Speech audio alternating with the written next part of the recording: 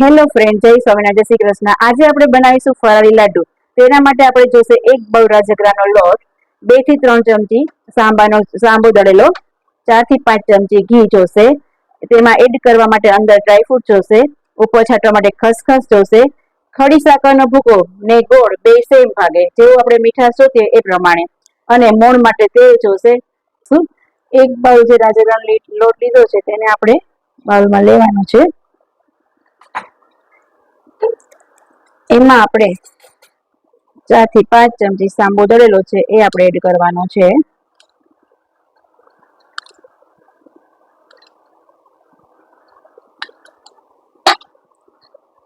હવે તેમાં આપણે મોણ માટે તેલ લેવાનું છે, 2 થી 3 ચમચી આપણે મોણનું તેલ લેવાનું છે। પછી તેને 9 સેકા પાણીથી પીંડિયા તૈયાર કરવાના છે। જોતા પૂરતું પાણી નાખવાનું છે, પીંડિયા કરવા માટે ઢીલું ન થવું જોઈએ, તેની ખાસ ધ્યાન રાખો।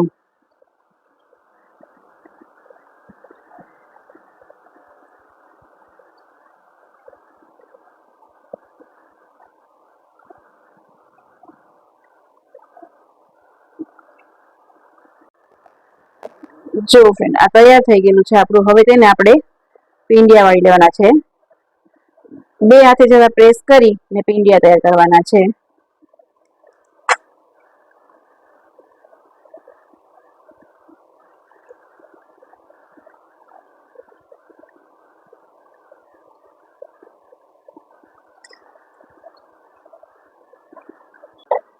તૈયાર છે આપણા પીંડિયા। હવે આપણે તેને તળવાના છે, તો તળવા માટે આપણે તેલ મૂકશું।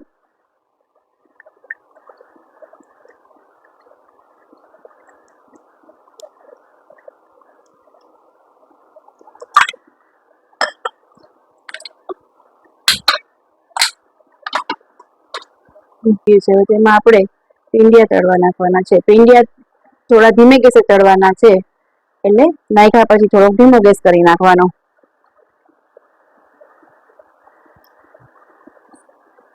2-5 મિનિટ તેલમાં થવા દેવાના છે, પછી એને ફેરવવાના।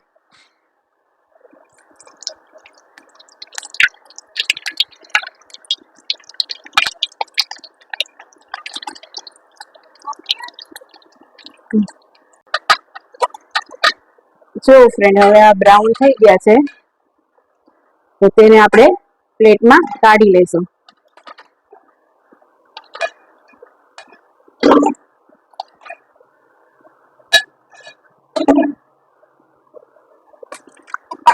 એ પછી જે બીજા છે એને પણ આપણે તળી લેવાના। જો આપણા પીંડિયા તૈયાર છે, એ ઠરી જાય એટલે આવું કરી અને પછી મિક્સરમાં 1 મિનિટ જરાક પીસી લેવાનું। એક જ રાઉન્ડ લેવાનો, કે વધારે રાઉન્ડ લેશું તો આ ચીકણા થઈ જશે, એટલે 1 રાઉન્ડ લઈ અને મિક્સરમાં પીસી લેવાનું। આપણો આ ભૂકો તૈયાર થઈ ગયો છે। હવે આપણે પાઈ તૈયાર કરશું। પાઈ માટે આપણે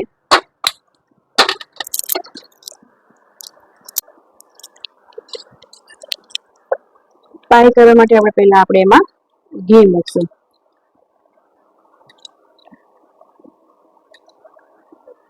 ઘી 4 થી 5 મોટી ચમચી મૂકવાની છે।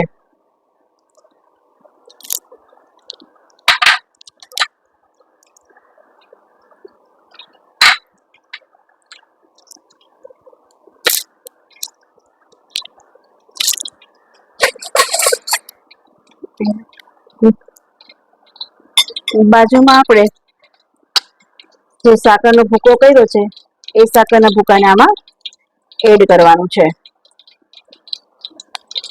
ગળાશમાં આપણને જેવું ફાવે એ પ્રમાણે ગળાશ કરવાની।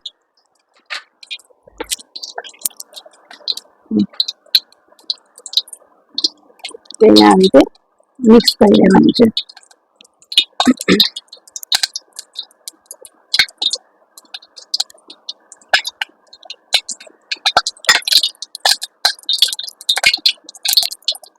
અહીં આપણું ઘી પણ તૈયાર થઈ ગયું છે, તેમાં આપણે ટેસ્ટ મુજબ થોડો ગોળ એડ કરવાનો છે, કારણ કે મિક્સ ગોળ અને ખાંડના જો લાડુ હોય તો ટેસ્ટમાં પણ મજા આવે અને ભાવે પણ વધારે આપણને।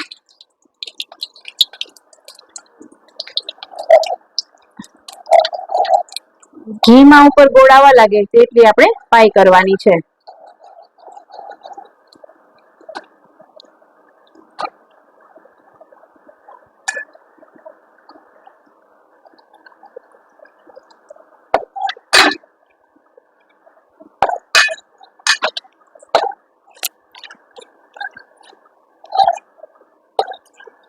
જો ફ્રેન્ડ આપણી પાઈ તૈયાર થવા આવી છે.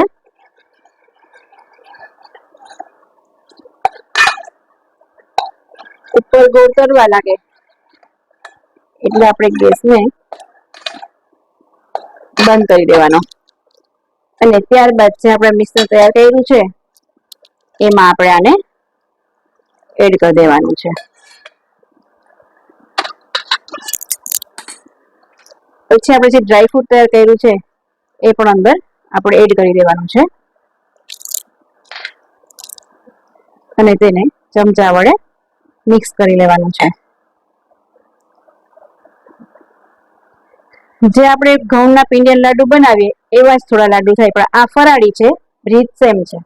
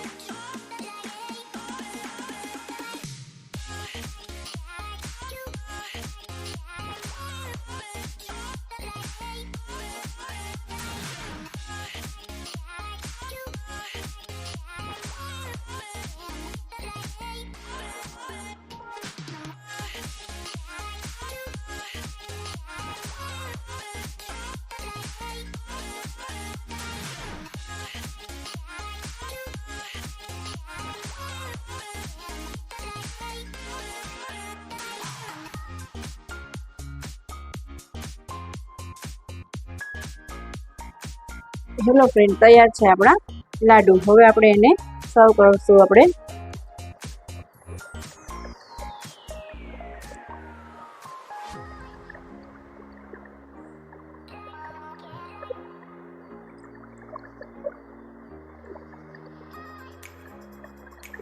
તૈયાર છે આપણા લાડુ.